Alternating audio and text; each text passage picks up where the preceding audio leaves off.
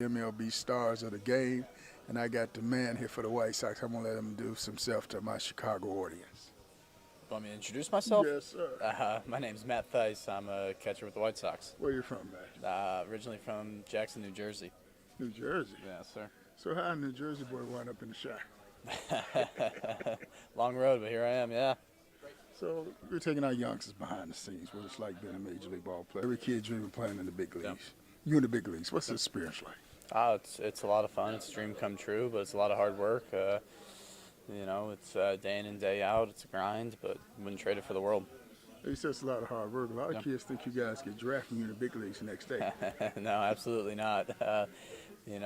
Some people are lucky enough that happens too, and those are the real good ones. But a lot of guys, it's a lot of time in the minors on bus rides, things like that.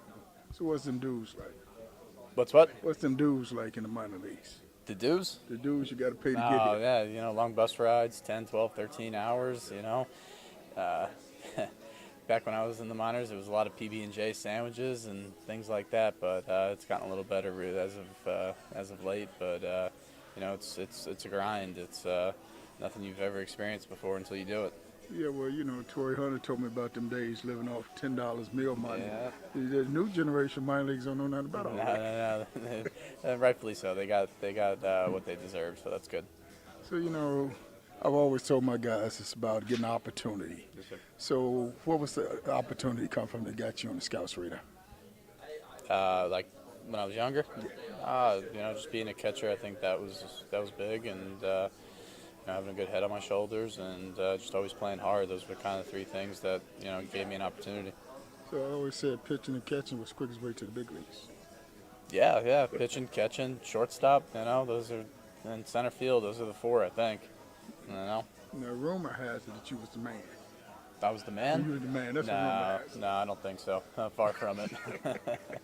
I looked in the dictionary and I saw you pitching there in the beast mode. No chance. So how do you master the mental part of this game? It's a roller coaster, mental roller coaster. How do you master it? It's a roller coaster. It's a lot. I've worked with some people to help with that. I've worked with growing up, my dad was big on emotions, even in Little League, it's a big part of the game, and, you're going to have failure, you're going to make an error, you're going to get out, and how you respond after is what makes the good ones great in this game. So when you were coming up, who were some of the major league players that you idolized as a youngster? I was a big Alfonso Soriano fan when I was young. New Jersey, he was second base at the Yankees, so I enjoyed watching him play. So when you get to the big leagues, you see these major league guys on TV all of a sudden, you're on the same field. Do you get that urge to go over and ask them for their autograph? No, I was never big into collecting autographs or anything like that, so I never did that. But it's just cool sharing a field with a lot of these guys. Come on, you ain't got one autograph? I got a couple. Okay, see, I do that. So what is it like when these youngsters see you on the streets or at the ballpark and they call your name and ask you for your autograph? What is that feeling like? It's just, it's why we play. We play for the fans, for the kids, and things like that. And we wouldn't have this game without those people in the stands. So it's always a great feeling.